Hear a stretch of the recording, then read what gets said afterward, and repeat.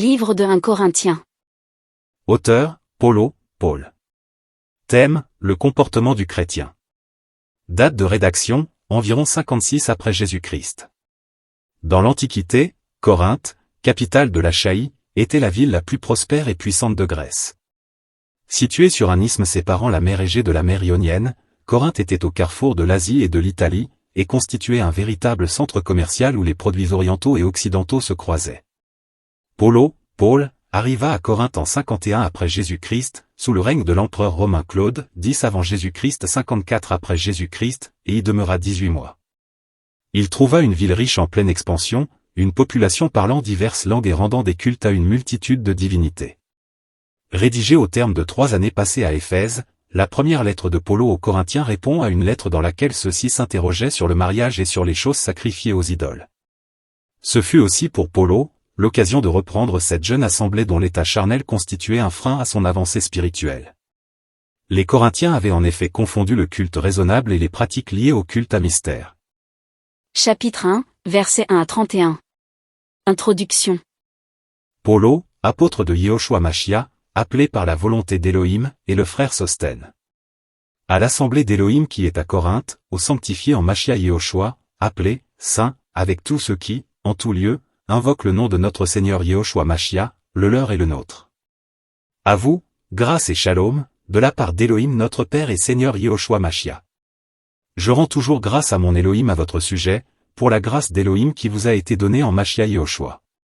Parce qu'en toute chose vous avez été enrichis par lui en toute parole et en toute connaissance. Selon que le témoignage du Machia a été confirmé en vous. Ainsi, il ne vous manque aucun don de grâce, à vous qui attendez assidûment et patiemment la révélation de notre Seigneur Yehoshua Machia. Qui vous affermira aussi jusqu'à la fin pour être irréprochable au jour de notre Seigneur Yehoshua Machia. Il est fidèle, l'Élohim par qui vous avez été appelés à la communion de son Fils, Yehoshua Machia, notre Seigneur. L'idolâtrie, cause de division. Mais je vous exhorte, frères, par le nom de notre Seigneur Yehoshua Machia, à parler tous un même langage, et qu'il n'y ait pas de division parmi vous, mais soyez ajustés dans une même pensée et dans un même avis. Car il m'a été déclaré à votre sujet, mes frères, par ceux de chez Chloé qu'il y a des disputes parmi vous. Mais je dis ceci, parce que chacun de vous dit, moi, je suis vraiment de Paul. Et moi, je suis d'Apollo. Et moi, de Képha. Et moi, du Machia. Le Machia est-il divisé? Paul a-t-il été crucifié pour vous? Ou avez-vous été baptisé dans le nom de Paul? Je rends grâce à Élohim de ce que je n'ai baptisé aucun de vous, excepté Crispo et Gaïo. Afin que personne ne dise que j'ai baptisé en mon nom. Et j'ai aussi baptisé la maison de Stéphana. Pour le reste, je ne sais pas si j'ai baptisé quelqu'un d'autre. Car Machia ne m'a pas envoyé baptiser, mais évangéliser, non pas avec des discours de la sagesse humaine, afin que la croix du Machia ne soit pas rendue inutile. La folie de la prédication de la croix. Car la parole de la croix est en effet une folie pour ceux qui périssent, mais pour nous qui sommes sauvés, elle est la puissance d'Élohim. Car il est écrit, je détruirai la sagesse des sages et j'anéantirai l'intelligence des intelligents. Où est le sage? Où est le scribe? Où est le disputeur de cet âge? Élohim n'a-t-il pas prouvé que la sagesse de ce monde est folle? Car puisque, dans la sagesse d'Élohim, le monde n'a pas connu Élohim à travers la sagesse, il a plu à Élohim de sauver les croyants à travers la folie de la prédication. Et tandis que les Juifs demandent des signes et que les Grecs cherchent la sagesse.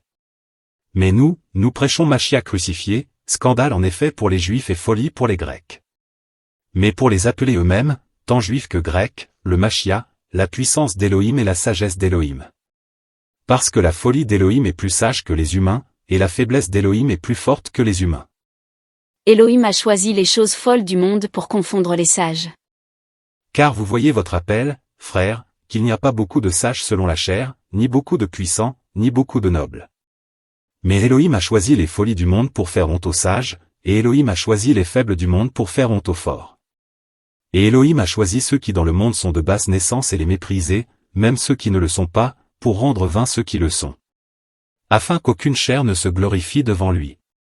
Or c'est par lui que vous êtes en Machia Yehoshua, qui a été fait pour vous de la part d'Élohim, sagesse, justice, sanctification et rédemption. Afin que, selon qu'il est écrit, celui qui se glorifie dans le Seigneur. Chapitre 2, versets 1 à 16. Prêchez la sagesse d'Élohim. Moi aussi, frères, quand je suis venu chez vous, ce n'est pas avec une supériorité de parole ou de sagesse que je suis venu vous annoncer le témoignage d'Élohim.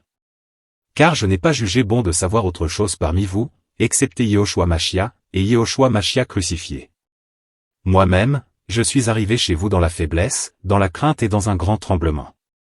Et ma parole et ma prédication n'ont pas été en parole persuasive de la sagesse humaine, mais en démonstration d'esprit et de puissance.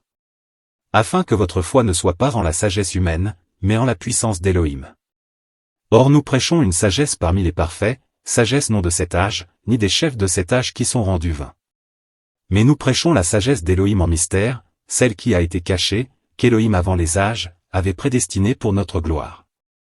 Aucun des chefs de cet âge ne l'a connue, car s'il l'avait connue, il n'aurait pas crucifié le Seigneur de gloire. L'esprit d'Élohim révèle les profondeurs d'Élohim. Mais, selon qu'il est écrit, l'œil ne les a pas vus, et l'oreille ne les a pas entendus, et elles ne sont pas montées au cœur de l'être humain, les choses qu'Élohim a préparées pour ceux qui l'aiment. Mais Élohim nous les a révélées par le moyen de son esprit.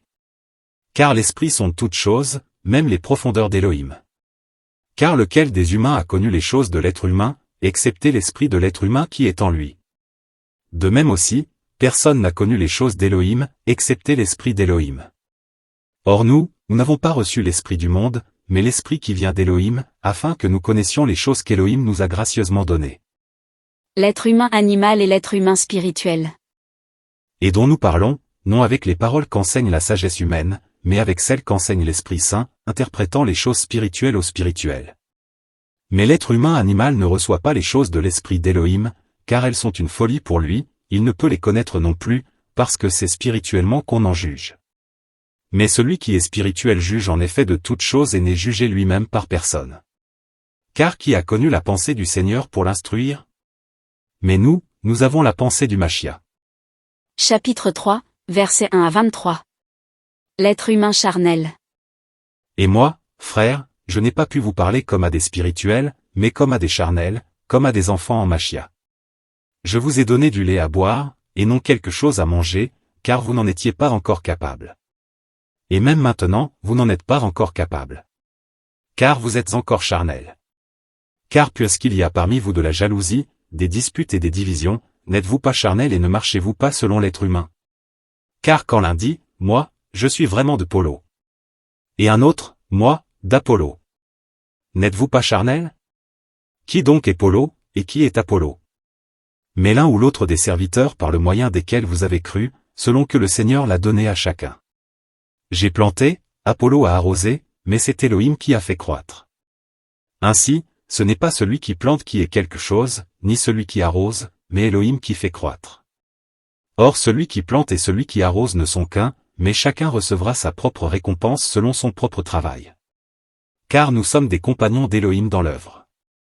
Vous êtes le champ cultivé d'Élohim et la construction d'Élohim. Yehoshua Amashia, le seul fondement. Selon la grâce d'Élohim qui m'a été donnée, j'ai posé le fondement comme un sage architecte, et un autre édifie dessus. Mais que chacun discerne comment il édifie dessus.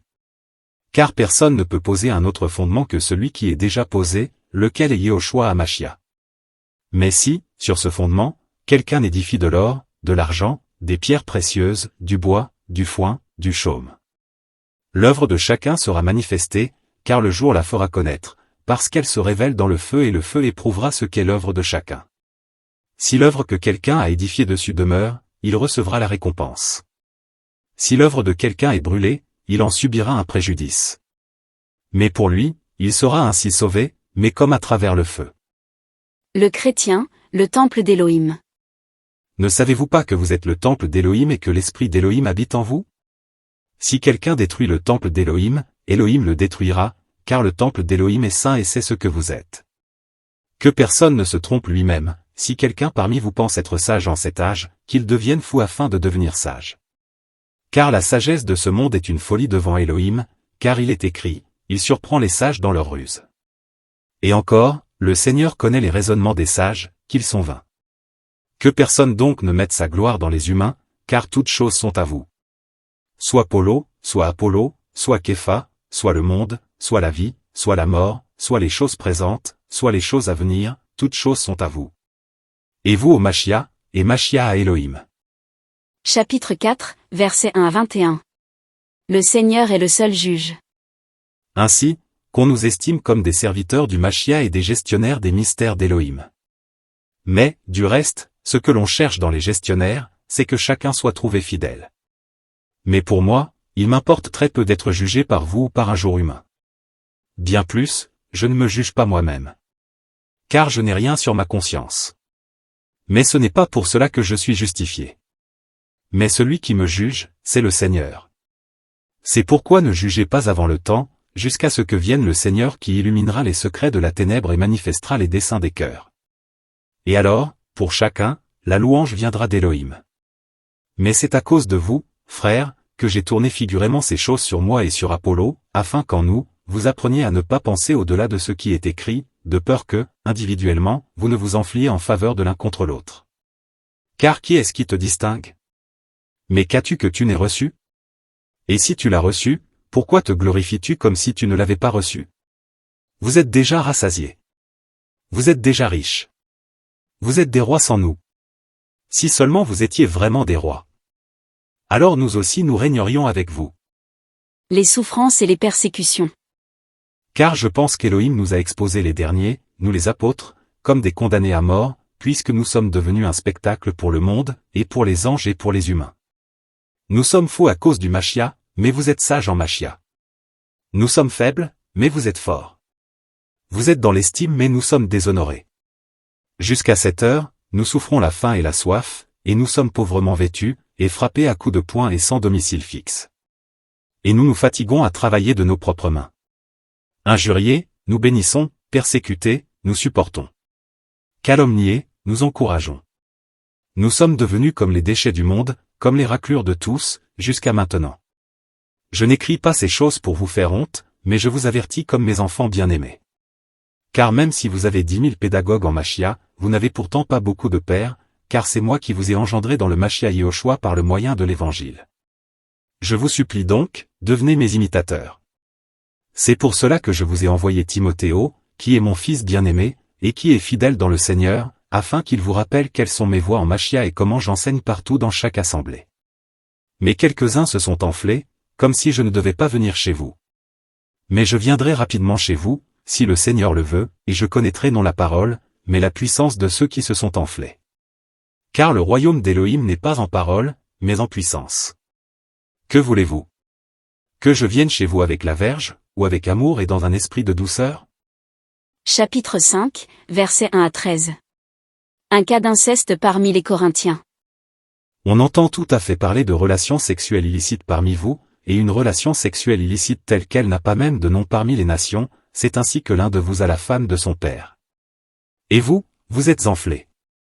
Et vous n'avez pas été plutôt dans le deuil, afin que celui qui a commis cette action soit ôté du milieu de vous. Car pour moi, étant en effet absent de corps, mais présent en esprit, j'ai déjà jugé comme si j'étais présent, celui qui a commis une telle action. Vous et mon esprit étant assemblés au nom de notre Seigneur Yehoshua Machia, avec la puissance de notre Seigneur Yehoshua Machia. Qu'un tel homme soit livré à Satan pour la destruction de la chair, afin que l'esprit soit sauvé au jour du Seigneur Yehoshua. Il n'est pas beau, votre sujet de gloire. Ne savez-vous pas qu'un peu de levain fait lever toute la pâte? Alors nettoyez complètement le vieux levain, afin que vous soyez une nouvelle pâte, puisque vous êtes sans levain, car le Machia, notre Pâque, a été sacrifié pour nous. C'est pourquoi célébrons donc la fête, non avec du vieux levain, non avec un levain de méchanceté et de malice, mais avec les pains sans levain de la sincérité et de la vérité. La séparation d'avec les faux frères. Je vous ai écrit dans la lettre de ne pas vous mêler avec les fornicateurs. Mais non pas d'une manière absolue avec les fornicateurs de ce monde, ou avec les cupides, ou les ravisseurs, ou les idolâtres autrement, vous devez donc sortir du monde. Mais maintenant, ce que je vous ai écrit, c'est de ne pas vous mêler avec quelqu'un qui se nomme frère, s'il est fornicateur, ou cupide, ou idolâtre, ou railleur, ou ivrogne, ou ravisseur, de ne pas même manger avec un tel homme. Car qu'ai-je à juger ceux du dehors? N'est-ce pas ceux du dedans que vous avez à juger? Mais ceux de dehors, Elohim les juge. Ôtez le méchant du milieu de vous-même. Chapitre 6, versets 1 à 20. Les procès entre chrétiens devant les infidèles. L'un d'entre vous, ayant une affaire avec un autre, ose-t-il aller en jugement devant les injustes et non devant les saints? Ne savez-vous pas que les saints jugeront le monde? Or si le monde est jugé par vous, êtes-vous indigne des plus petits jugements? Ne savez-vous pas que nous jugerons les anges? Combien plus les choses concernant cette vie? Si donc vous avez à prononcer des jugements sur les affaires de cette vie, vous faites siéger en effet ceux qui sont les moins considérés dans l'assemblée. Je le dis à votre honte. N'y a-t-il donc pas de sages parmi vous? Non, pas même un seul qui puisse juger entre frères? Mais un frère va en jugement avec un frère, et cela devant des incrédules. C'est donc déjà une défaite complète pour vous que d'avoir en effet des jugements les uns contre les autres. Pourquoi ne souffrez-vous pas plutôt une injustice? Pourquoi ne vous laissez-vous pas plutôt spolier? Mais vous commettez l'injustice, vous spoliez, et même des frères. Les injustes n'hériteront pas le royaume d'Élohim. Ou bien ne savez-vous pas que les injustes n'hériteront pas le royaume d'Élohim? Ne vous égarez pas, ni les fornicateurs, ni les idolâtres, ni les adultères, ni les efféminés, ni les homosexuels. Ni les voleurs, ni les avares, ni les ivrognes, ni les railleurs, ni les ravisseurs, n'hériteront le royaume d'Élohim. Et c'est là ce que vous étiez. Mais vous avez été lavés, mais vous avez été sanctifiés, mais vous avez été justifiés par le nom du Seigneur Yehoshua, et par l'Esprit de notre Élohim. Le chrétien est la propriété du Seigneur. Toutes choses sont légales pour moi, mais toutes choses ne conviennent pas. Toutes choses sont légales pour moi, mais je ne serai assujetti sous la puissance d'aucune chose. Les aliments sont pour le ventre et le ventre pour les aliments, et Élohim détruira l'un comme les autres. Mais le corps n'est pas pour la relation sexuelle illicite, mais pour le Seigneur, et le Seigneur pour le corps. Mais Élohim qui a ressuscité le Seigneur, nous ressuscitera aussi par le moyen de sa puissance. Ne savez-vous pas que vos corps sont les membres du Machia? Prenant donc les membres du Machia, en ferai-je les membres d'une prostituée? Que cela n'arrive jamais. Ou bien ne savez-vous pas que celui qui se joint à la prostituée devient un même corps avec elle? Car il est dit, les deux deviendront une seule chair. Mais celui qui se joint au Seigneur est avec lui un seul esprit. Fuyez la relation sexuelle illicite. Tout péché qu'un être humain commet est hors du corps, mais celui qui se prostitue pêche contre son propre corps. Le chrétien est le temple du Saint-Esprit. Ne savez-vous pas que votre corps est le temple du Saint-Esprit qui est en vous, et que vous avez reçu d'Élohim, et que vous ne vous appartenez pas à vous-même? Car vous avez été achetés à un prix. Glorifiez donc Élohim dans votre corps et dans votre esprit, qui appartiennent à Élohim. Chapitre 7, versets 1 à 40. Le mariage. Mais, pour ce qui concerne les choses au sujet desquelles vous m'avez écrit, il est bon à l'homme de ne pas toucher de femme. Mais à cause des relations sexuelles illicites, que chacun ait sa femme, et que chaque femme ait son mari. Que le mari rende à sa femme la bienveillance qu'il lui doit, et de même aussi, la femme à son mari. La femme n'a pas de pouvoir sur son propre corps, mais le mari. De même aussi le mari n'a pas de pouvoir sur son propre corps, mais la femme. Ne vous privez pas l'un de l'autre, excepté d'un commun accord pour un temps, afin de s'adonner au jeûne et à la prière, mais après cela retournez ensemble, de peur que Satan ne vous tente par votre manque d'autocontrôle. Mais je dis cela par indulgence, et non comme un ordre. Car je voudrais que tous les humains soient comme moi, mais chacun a reçu d'Élohim en effet son don de grâce particulier, l'un d'une manière, l'autre d'une autre. Mais je dis à ceux qui ne sont pas mariés et aux veuves, qu'il leur est bon de demeurer comme moi. Mais s'ils manquent de maîtrise, qu'ils se marient, car il vaut mieux se marier que de brûler. Mais à ceux qui sont mariés, je leur ordonne, non pas moi, mais le Seigneur, que la femme ne se sépare pas de son mari. Et si même elle s'en sépare, qu'elle demeure sans être mariée ou qu'elle se réconcilie avec son mari. Que le mari aussi ne quitte pas sa femme. Mais aux autres, ce n'est pas le Seigneur, c'est moi qui dis, si un frère a une femme incrédule et qu'elle consent à habiter avec lui, qu'il ne la quitte pas. Et si une femme a un mari incrédule et qu'il consent à habiter avec elle, qu'elle ne le quitte pas. Car le mari incrédule est sanctifié par la femme, et la femme incrédule est sanctifiée par le mari. Autrement vos enfants seraient impurs, mais maintenant ils sont saints. Mais si l'incrédule se sépare, qu'il se sépare, le frère ou la sœur n'est pas esclave en pareil cas, mais Élohim nous a appelés à la paix. Car que sais-tu, femme, si tu sauveras ton mari?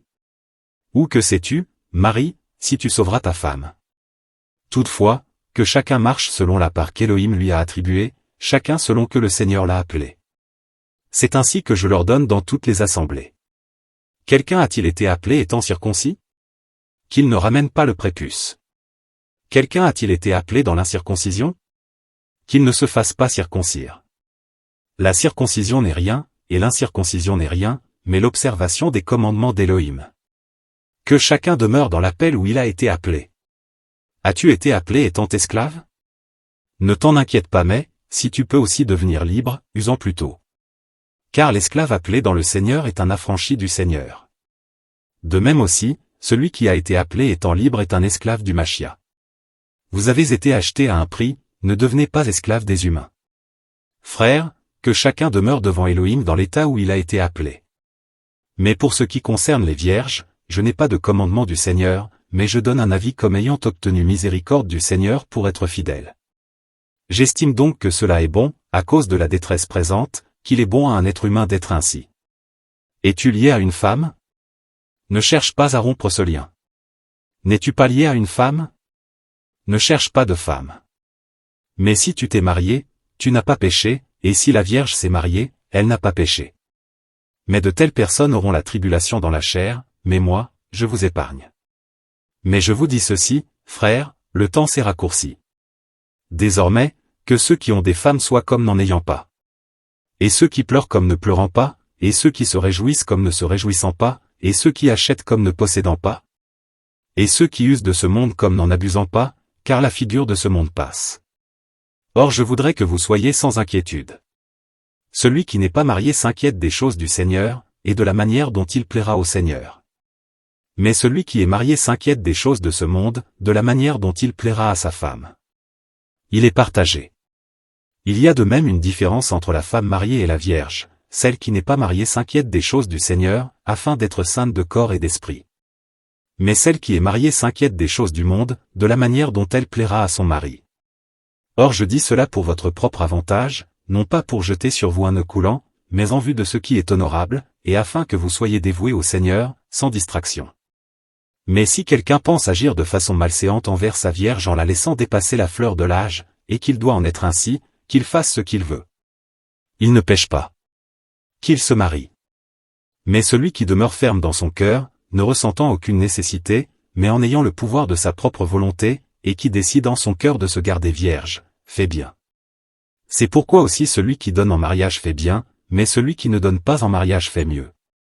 La femme est liée par la Torah à son mari aussi longtemps qu'il est vivant, mais si son mari s'endort, elle est libre de se marier avec qui elle veut, dans le Seigneur seulement. Mais elle est plus bénie si elle demeure ainsi, selon mon avis. Or j'estime que j'ai aussi l'esprit d'Élohim. Chapitre 8, versets 1 à 13.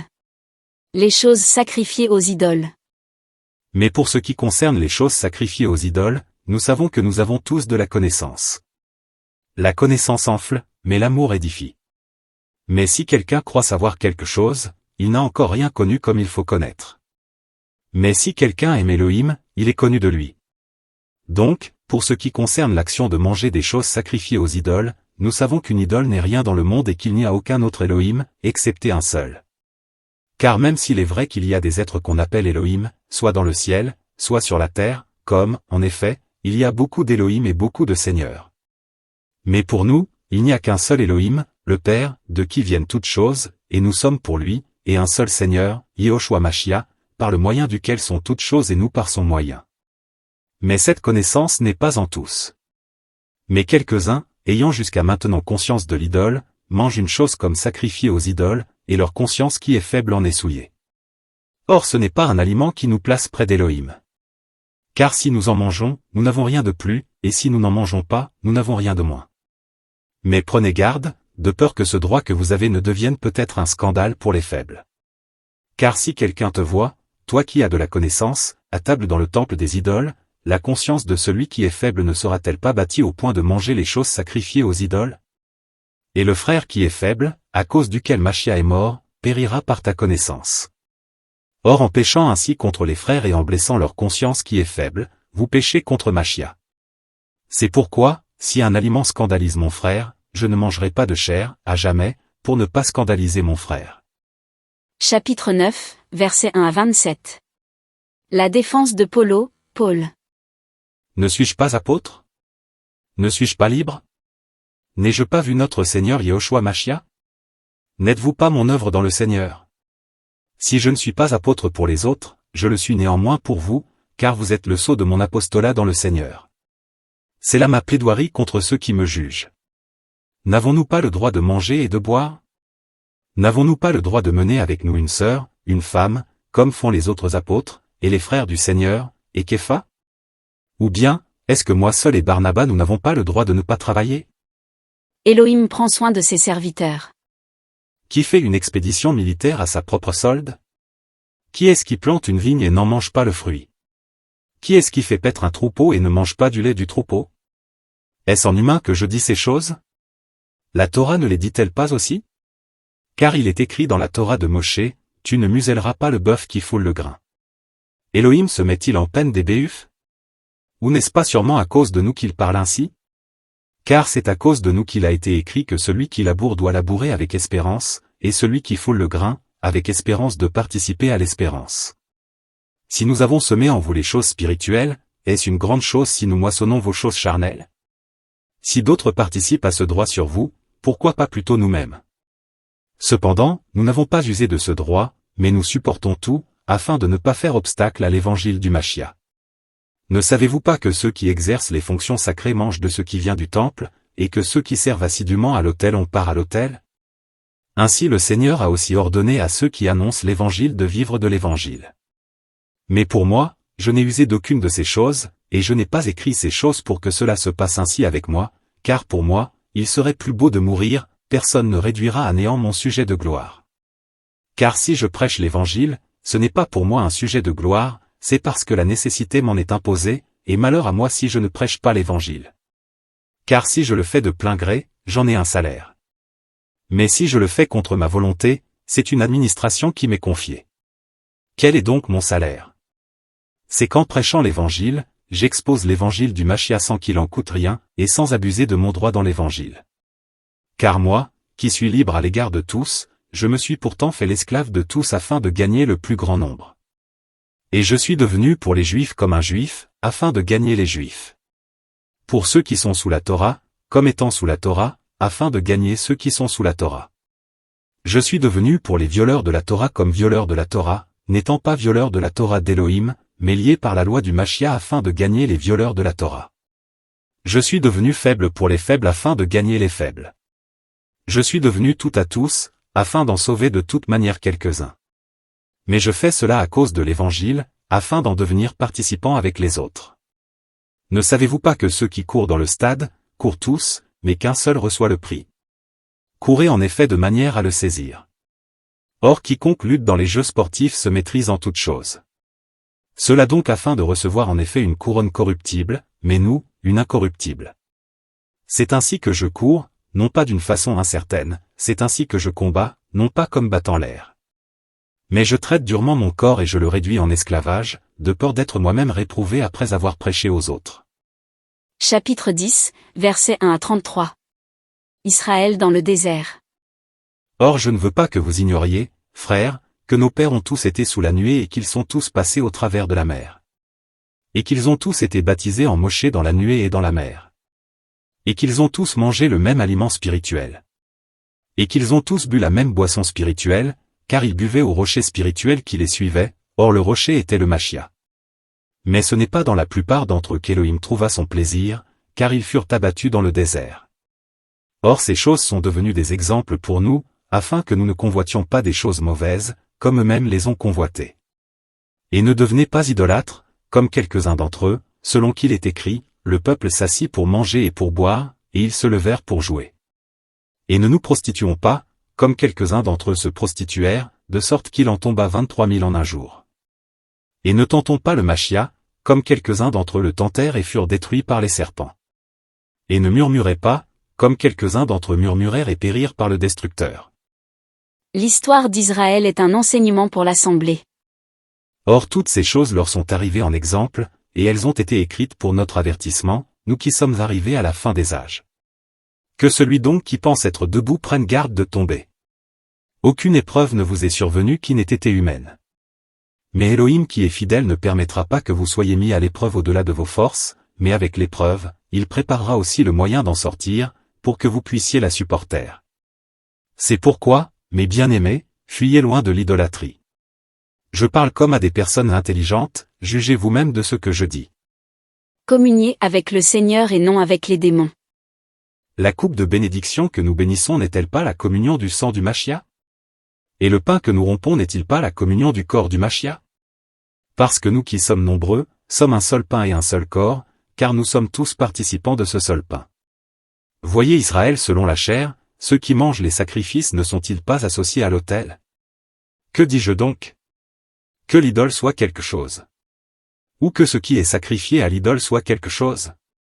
Mais que les choses que les nations sacrifient, elles les sacrifient à des démons et non à Elohim. Or je ne veux pas que vous deveniez les associés des démons. Vous ne pouvez pas boire la coupe du Seigneur et la coupe des démons. Vous ne pouvez pas participer à la table du Seigneur et à la table des démons. Excitons-nous la jalousie du Seigneur.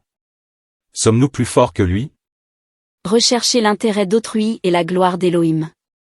Toutes choses sont légales pour moi, mais toutes ne sont pas utiles, toutes choses sont légales pour moi, mais toutes n'édifient pas.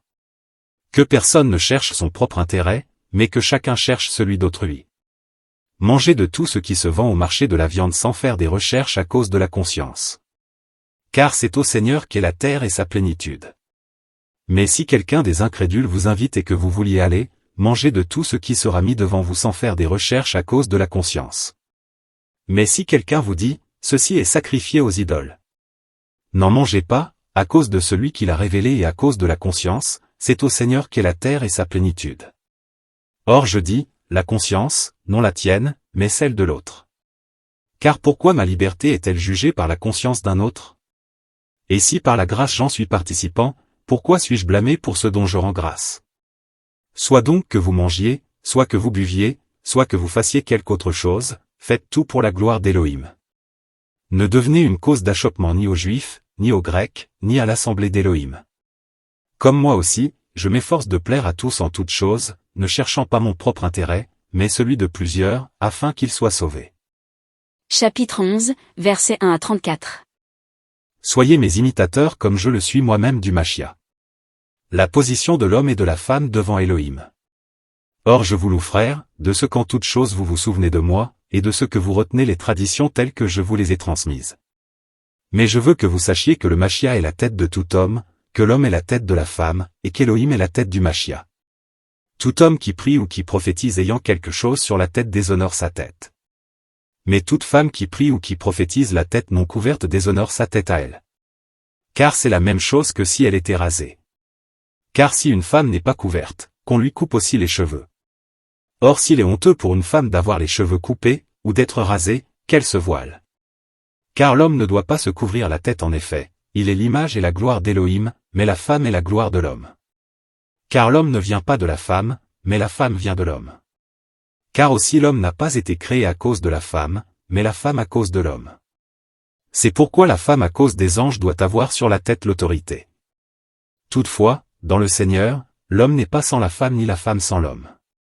Car comme la femme vient de l'homme, de même aussi l'homme est par le moyen de la femme, mais toutes choses viennent d'Elohim. Jugez en vous-même, est-il convenable que la femme prie Elohim sans être couverte? La nature elle-même ne vous enseigne-t-elle pas que, si un homme a de longs cheveux c'est une honte pour lui? Mais que c'est une gloire pour la femme de porter des longs cheveux, parce que la chevelure lui a été donnée à la place du voile? Mais si quelqu'un semble être querelleur, nous n'avons pas une telle coutume, ni les assemblées d'Elohim non plus. Le repas du Seigneur. Mais, en vous ordonnant cela, je ne vous loue pas, parce que vous vous assemblez, non pour devenir plus excellent, mais inférieur. Car premièrement, lorsque vous vous réunissez en assemblée, j'apprends qu'il y a en effet des divisions parmi vous et je le crois en partie. Car il faut qu'il y ait même des hérésies parmi vous, afin que ceux qui sont approuvés deviennent manifestes parmi vous. Quand donc vous vous réunissez dans un même lieu, ce n'est pas pour manger le souper du Seigneur. Car lorsqu'on mange, chacun prend d'avance son propre souper, et l'un a faim en effet, mais l'autre est ivre. Car n'avez-vous pas de maison pour manger et pour boire? Ou méprisez-vous l'assemblée d'Elohim et faites-vous honte à ceux qui n'ont rien? Que vous dirai-je? Vous louerai-je? Je ne vous loue pas en cela. Car j'ai reçu du Seigneur ce que je vous ai donné. C'est que le Seigneur Yehoshua, la nuit où il fut livré, prit du pain. Et après avoir rendu grâce, le rompit, et dit, prenez, mangez. Ceci est mon corps qui est rompu pour vous. Faites ceci en mémoire de moi. De même aussi la coupe, après le souper, en disant, cette coupe est la nouvelle alliance en mon sang. Faites ceci toutes les fois que vous en boirez, en mémoire de moi. Car toutes les fois que vous mangez ce pain et que vous buvez cette coupe, vous annoncez la mort du Seigneur jusqu'à ce qu'il vienne. C'est pourquoi quiconque mangera de ce pain ou boira de la coupe du Seigneur d'une manière indigne sera coupable envers le corps et le sang du Seigneur. Mais que l'être humain s'examine lui-même et qu'ainsi, il mange de ce pain et boive de cette coupe. Car celui qui mange et boit sans discerner le corps du Seigneur, mange et boit un jugement contre lui-même. C'est pour cette raison qu'il y a parmi vous beaucoup d'infirmes et de malades, et qu'un assez grand nombre dorment. Car si nous nous discernions nous-mêmes, nous ne serions pas jugés. Mais quand nous sommes jugés par le Seigneur, nous sommes châtiés, afin que nous ne soyons pas condamnés avec le monde. C'est pourquoi, mes frères, quand vous vous réunissez pour manger, attendez-vous les uns les autres. Et si quelqu'un a faim, qu'il mange à la maison, afin que vous ne vous réunissiez pas pour un jugement. Mais pour les autres choses, j'en ordonnerai quand je viendrai. Chapitre 12, versets 1 à 31. Les dons de l'esprit. Mais pour ce qui concerne les choses spirituelles, je ne veux pas, frères, que vous soyez ignorants. Vous savez que, nation, vous étiez conduits vers les idoles muettes, selon que vous étiez menés. C'est pourquoi je vous fais connaître que personne parlant par l'esprit d'Élohim, ne dit, Yehoshua est anathème. Et personne ne peut dire, Seigneur Yehoshua. Sinon par le Saint-Esprit. Or il y a diversité de dons de grâce, mais c'est le même Esprit. Il y a aussi diversité de services, mais c'est le même Seigneur. Il y a aussi diversité d'opérations, mais c'est le même Elohim qui opère toutes choses en tous. Or à chacun est donné la manifestation de l'Esprit pour être utile. Car à l'un est donné en effet par le moyen de l'Esprit la parole de sagesse, mais à un autre, la parole de connaissance, selon le même Esprit. Mais à un autre, la foi par le même Esprit, mais à un autre, les dons de guérison par le même Esprit. Mais à un autre, les opérations des miracles, mais à un autre, la prophétie, mais à un autre, les discernements d'esprit, mais à un autre, diverses langues, mais à un autre, l'interprétation de langues. Mais un seul et même Esprit opère toutes ces choses, les distribuant à chacun en particulier comme il le veut. Le corps du Machia. Car, comme le corps est un et qu'il a beaucoup de membres, et que tous les membres de ce corps qui est un, bien qu'il y en ait beaucoup, sont un seul corps, de même en est-il du Machia. Car nous avons tous été baptisés dans un seul esprit pour être un seul corps, soit juifs, soit grecs, soit esclaves, soit libres, et nous avons tous été abreuvés pour être un seul esprit. Car le corps n'est pas en effet un seul membre, mais beaucoup. Si le pied disait, parce que je ne suis pas la main, ne suis-je pas hors du corps? Il n'est pas pour autant hors du corps. Et si l'oreille disait, parce que je ne suis pas l'œil, ne suis-je pas hors du corps? Elle n'est pas pour autant hors du corps. Si tout le corps était l'œil, où serait l'ouïe? Si tout était l'ouïe, où serait l'odorat? Mais maintenant Elohim a placé chaque membre dans le corps comme il a voulu. Et si tous étaient un seul membre, où serait le corps? Mais maintenant, il y a en effet beaucoup de membres et un seul corps. Et l'œil ne peut pas dire à la main, je n'ai pas besoin de toi. Ni la tête dire aux pieds, je n'ai pas besoin de vous. Mais bien au contraire, les membres du corps qui semblent être les plus faibles sont nécessaires. Et ceux que nous estimons être déshonorés dans le corps, nous les couvrons d'un plus grand honneur, et ce que nous avons de malséant, obtient plus de bienséance. Mais nos membres honorables n'en ont pas besoin. Mais Elohim a mêlé ensemble le corps en donnant un plus grand honneur à ceux qui en manquaient. Afin qu'il n'y ait pas de division dans le corps, mais que les membres s'inquiètent de la même façon les uns des autres. Et si un membre souffre, tous les membres souffrent avec lui. Si un membre est glorifié, tous les membres se réjouissent avec lui. Or vous êtes le corps du Machia, et chacun un membre à part. Et Elohim a en effet placé dans l'assemblée premièrement des apôtres, deuxièmement des prophètes, troisièmement des docteurs, ensuite des miracles, puis des dons de guérison, des secours, des gouvernements, des langues diverses. Tous sont-ils apôtres? Tous sont-ils prophètes? Tous sont-ils docteurs? Tous ont-ils le don des miracles? Tous ont-ils les dons de guérison? Tous parlent-ils en langue? Tous interprètent-ils? Mais désirez sincèrement les dons les plus utiles. Et je vais encore vous montrer le chemin par excellence. Chapitre 13, versets 1 à 13. L'amour. Si je parle toutes les langues des humains et même des anges, mais que je n'ai pas l'amour, je suis devenu un cuivre qui résonne ou une cymbale qui répète fréquemment le cri Alala. Même si j'ai la prophétie et que je connaisse tous les mystères et la connaissance de toutes choses, et même si j'ai toute la foi jusqu'à transporter les montagnes, mais que je n'ai pas l'amour, je ne suis rien. Et si je donnais tous mes biens pour nourrir quelqu'un, et si je livrais mon corps pour être brûlé, mais que je n'ai pas l'amour, cela ne me sert à rien. L'amour est patient, il se montre doux, l'amour n'est pas envieux, l'amour ne se vante pas, il ne s'enfle pas d'orgueil. Il n'agit pas d'une manière malséante, il ne cherche pas son propre intérêt, il ne s'irrite pas, il ne tient pas compte du mal. Il ne se réjouit pas de l'injustice, mais il se réjouit avec la vérité. Il couvre tout, il croit tout, il espère tout, il supporte tout. L'amour ne périt jamais. Mais quant aux prophéties, elles seront abolies. Et quant aux langues, elles cesseront. Quant à la connaissance, elle sera abolie. Car nous connaissons en partie et nous prophétisons en partie. Mais quand la perfection sera venue, alors ce qui est en partie sera aboli. Quand j'étais enfant, je parlais comme un enfant, je jugeais comme un enfant, je pensais comme un enfant. Mais quand je suis devenu homme, j'ai mis fin à ce qui était de l'enfant. Car maintenant nous voyons à travers un miroir, en énigme, mais alors nous verrons face à face. Maintenant je connais en partie, mais alors je connaîtrai comme j'ai été connu. Or maintenant ces trois choses demeurent, la foi, l'espérance et l'amour. Mais la plus grande des trois, c'est l'amour. Chapitre 14, versets 1 à 40. Le don de prophétie. Poursuivez l'amour. Désirez sincèrement les dons spirituels, mais surtout que vous prophétisiez. Car celui qui parle en langue ne parle pas aux humains, mais à Elohim, car personne ne le comprend, et c'est en esprit qu'il dit des mystères. Mais celui qui prophétise, au contraire, parle aux humains pour la construction, la consolation et l'exhortation. Celui qui parle en langue s'édifie lui-même, mais celui qui prophétise bâtit l'assemblée. Or je désire que vous parliez tous en langue, mais surtout que vous prophétisiez. Celui qui prophétise est plus grand que celui qui parle en langue, à moins qu'il n'interprète, pour que l'assemblée reçoive de la construction. Mais maintenant, frères, si je venais à vous parlant en langue, à quoi vous serais-je utile, si je ne vous parlais par révélation, ou par connaissance, ou par prophétie, ou par doctrine? De même, si les choses inanimées qui rendent un son, comme une flûte ou une cithare, ne rendent pas des sons distincts, comment reconnaîtra-t-on ce qui est joué sur la flûte ou sur la cithare? Car si la trompette aussi rend un son incertain, qui se préparera à la bataille? De même, vous aussi, si par le moyen de la langue vous ne donnez pas une parole distincte, comment saura-t-on ce que vous dites? Car vous parlerez en l'air. Il y a, selon qu'ils se rencontrent, tant d'espèces de sons dans le monde, et aucun d'eux n'est muet. Si donc je ne connais pas la force du son, je serai un barbare pour celui qui parle, et celui qui parle sera un barbare pour moi. Et vous de même, puisque vous désirez avec ardeur les dons spirituels, que ce soit pour la construction de l'assemblée que vous cherchiez à en posséder abondamment. C'est pourquoi que celui qui parle en langue prie pour qu'il interprète. Car si je prie en langue, mon esprit prie, mais mon intelligence est stérile.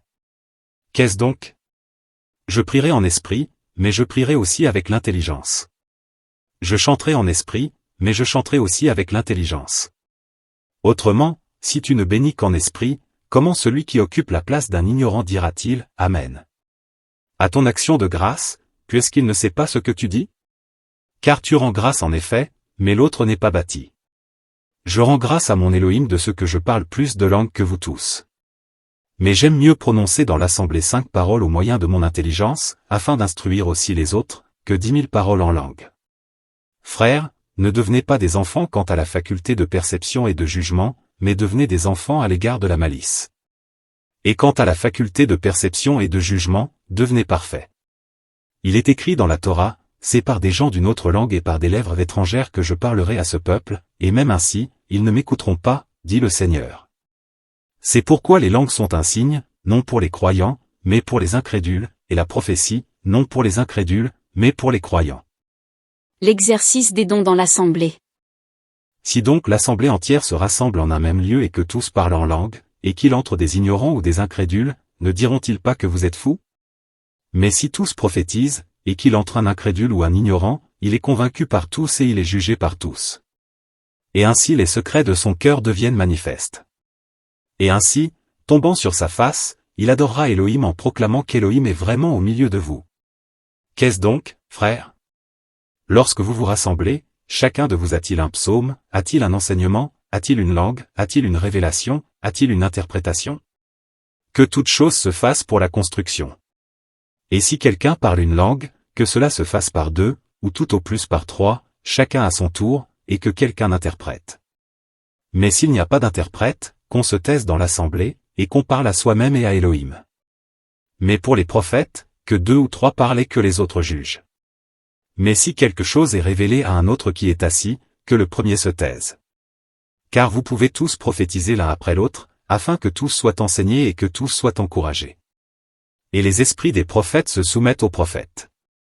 Car Elohim n'est pas pour le désordre, mais pour la paix, comme dans toutes les assemblées des saints.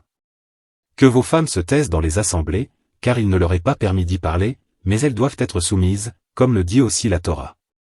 Mais si elles veulent apprendre quelque chose, qu'elles interrogent leur propre mari à la maison, car il est honteux à des femmes de parler dans l'assemblée. Ou bien la parole d'Elohim est-elle venue de vous? Ou est-elle arrivée seulement chez vous? Si quelqu'un croit être prophète, ou spirituel, qu'il reconnaisse que les choses que je vous écris sont des commandements du Seigneur. Et si quelqu'un est ignorant, qu'il soit ignorant. C'est pourquoi, frères, désirez sincèrement de prophétiser, et n'empêchez pas de parler en langue. Que toute chose se fasse d'une manière bienséante et avec ordre. Chapitre 15, versets 1 à 58.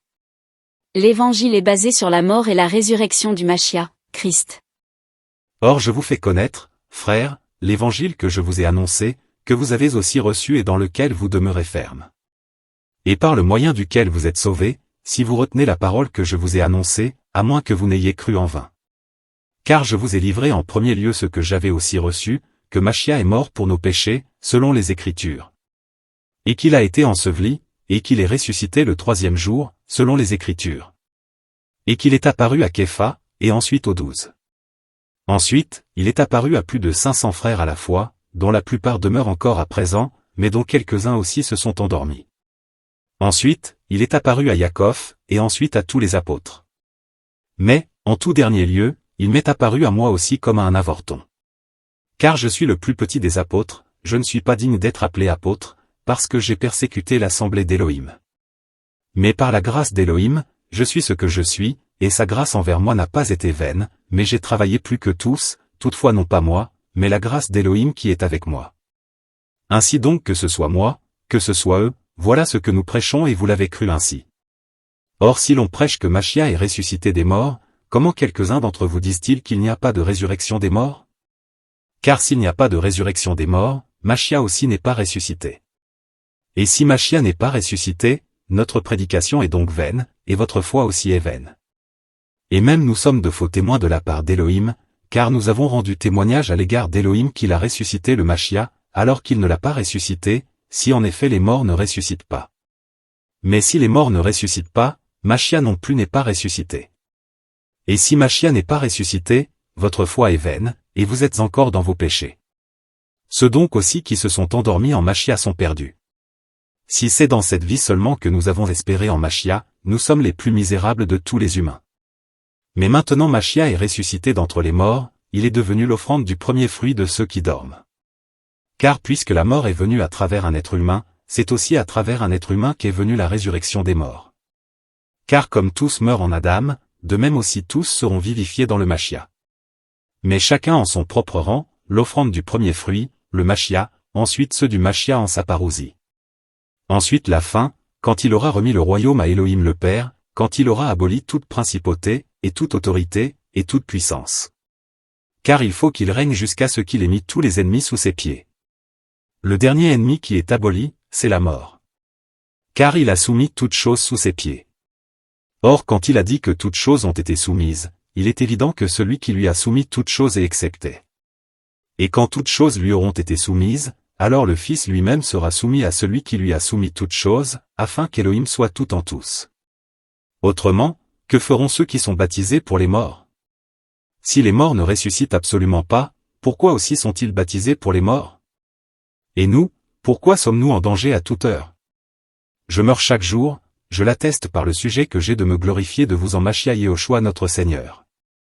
Si c'est selon l'humain que j'ai combattu contre les bêtes sauvages à Éphèse, quel profit en ai-je? Si les morts ne ressuscitent pas, mangeons et buvons, car demain nous mourrons. Ne vous égarez pas, les mauvaises compagnies corrompent les bonnes mœurs. Quittez l'ivrognerie, comme il convient et ne péchez pas. Car quelques-uns sont dans l'ignorance d'Élohim, je le dis à votre honte. Mais quelqu'un dira, comment les morts ressuscitent-ils, et avec quel corps viennent-ils? Insensé. Ce que tu sèmes n'est pas ramené à la vie s'il ne meurt pas. Et quant à ce que tu sèmes, tu ne sèmes pas le corps qui naîtra mais le grain nu, selon qu'il se rencontre, de blé ou de quelque autre semence. Mais Elohim lui donne un corps, comme il veut, et à chaque semence il donne un corps qui lui est propre. Toute chair n'est pas de la même chair, mais autre en effet est la chair des humains, autre la chair des bêtes, autre celle des poissons, autre celle des oiseaux. Il y a aussi des corps célestes et des corps terrestres, mais votre en effet est la gloire des corps célestes, et autre celle des corps terrestres. Autre est la gloire du soleil, et autre la gloire de la lune, et autre la gloire des étoiles. Car une étoile diffère d'une autre étoile en gloire. Il en sera aussi de même à la résurrection des morts. On est semé dans la corruption, on ressuscite dans l'incorruptibilité. On est semé dans le déshonneur, on ressuscite dans la gloire. On est semé dans la faiblesse, on ressuscite dans la force. On est semé corps animal, on ressuscite corps spirituel. S'il y a un corps animal, il y a aussi un corps spirituel. Le premier Adam et le dernier Adam. Comme aussi il est écrit, le premier être humain, Adam, devint une âme vivante. Le dernier Adam, en esprit, donne la vie.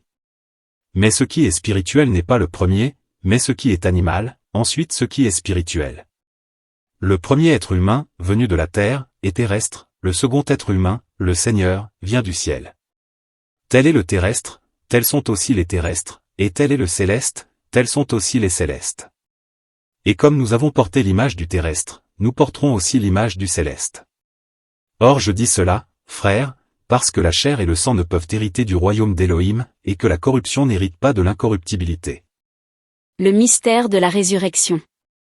Voici, je vous dis un mystère, nous ne dormirons pas tous en effet, mais tous, nous serons transformés. En un instant, en un clin d'œil, à la dernière trompette. Car la trompette sonnera, et les morts ressusciteront incorruptibles, et nous serons transformés. Mais, il faut en effet que le corruptible revête l'incorruptibilité, et que le mortel revête l'immortalité.